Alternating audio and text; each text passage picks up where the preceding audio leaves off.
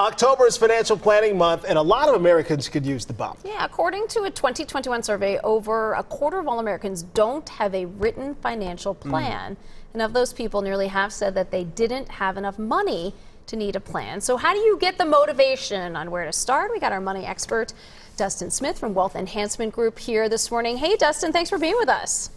Hey, thank you for having me. You know, financial planning, we've talked about this a lot with you before, is you think, oh, I need a ton of money to be able to even need help like that, to even come up with a plan, to even have someone to help me along. But that really is not the case.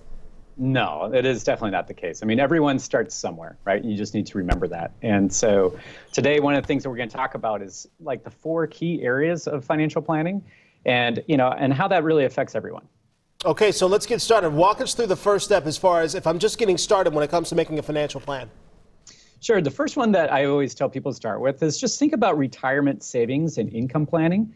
So this is just as simple as, think about your 401ks and are you getting the full company match or saving into a Roth IRA, right? This is when we talk about retirement income planning.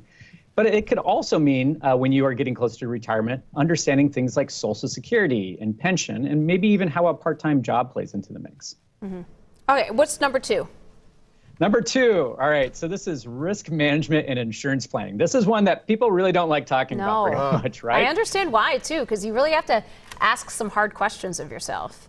Yeah, right, because we're talking about the potential of something very negative happening, such as, disability or dying prematurely or long-term care event, right?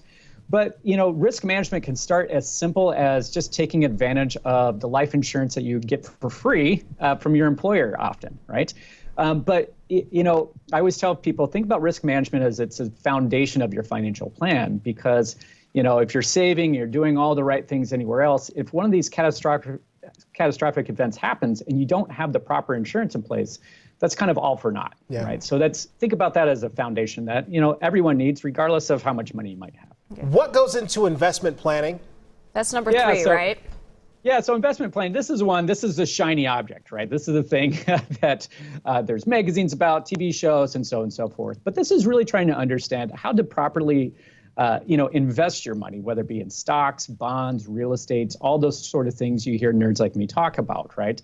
Now, if you're just getting going, there's some wonderful turnkey options that often you will see, whether it be through a custodian or potentially even from your 401k, where they just have some, turnkey investment options that are based upon your age. That's sometimes a really easy place to start. Yeah. Okay. And last one, tax and estate planning.